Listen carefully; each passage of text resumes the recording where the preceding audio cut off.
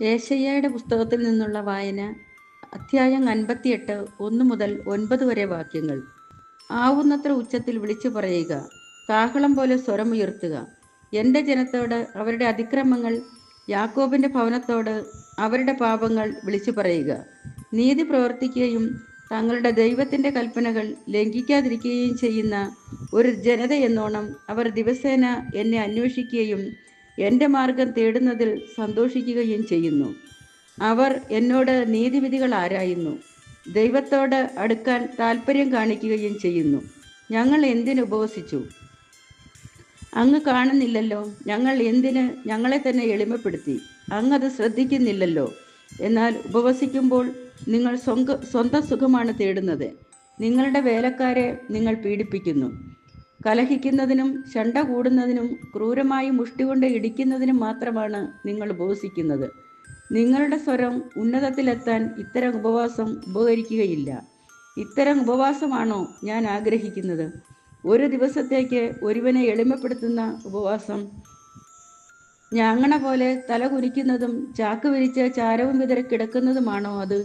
ഇതിനെയാണോ നിങ്ങൾ ഉപവാസമെന്നും കർത്താവിന് സ്വീകാര്യമായ ദിവസമെന്നും വിളിക്കുക?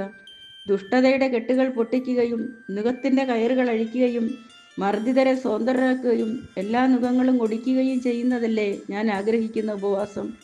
വിശക്കുന്നവനുമായി ആഹാരം പങ്കുവയ്ക്കുകയും ഭവനരഹിതനെ വീട്ടിൽ സ്വീകരിക്കുകയും നഗ്നനെ ഉടുപ്പിക്കുകയും സ്വന്തക്കാരിൽ നിന്ന് ഒഴിഞ്ഞു മാറാതിരിക്കുകയും ചെയ്യുന്നതല്ലേ അത്? അപ്പോൾ നിന്റെ വെളിച്ചം പ്രഭാതം പോലെ പൊട്ടിവിരിയും. നീ വേഗം സുഖം പ്രാപിക്കും. നിന്റെ നീതി നിന്റെ മുൻപിലും കർത്താവിൻ്റെ മഹത്വം നിന്റെ പിൻപിലും നിന്നെ സംരക്ഷിക്കും. നീ പ്രാർത്ഥിച്ചാൽ കർത്താവ് ഉത്തരം വരുളും. നീ നിലവിളിക്കുമ്പോൾ ഇതാ ഞാൻ എന്ന് അവിടുന്ന് മറുപടി തരും. മർദ്ദനവും കുറ്റാരോപണവും ദുർഭാഷണവും നിന്നിൽ നിന്നും ദൂരെ അകറ്റുക. നമ്മുടെ കർത്താവായ മിശിഹായ്ക്ക് സ്തുതി. എൻ്റെ സഹോദരരെ, വിശുദ്ധ മത്തായിയുടെ സുവിശേഷത്തിൽ നിന്നുള്ള വായന. അധ്യായം 9, 14 മുതൽ 15 വരെ വാക്യങ്ങൾ. യോഹന്നാൻ്റെ ശിഷ്യന്മാർ യേശുവിൻ്റെ അടുത്ത് വന്ന് ചോദിച്ചു, ഞങ്ങളും ഫരിസേയരും ഉപവസിക്കുകയും നിന്റെ ശിഷ്യന്മാർ ഉപവസിക്കാതിരിക്കുകയും ചെയ്യുന്നത് എന്തുകൊണ്ട്?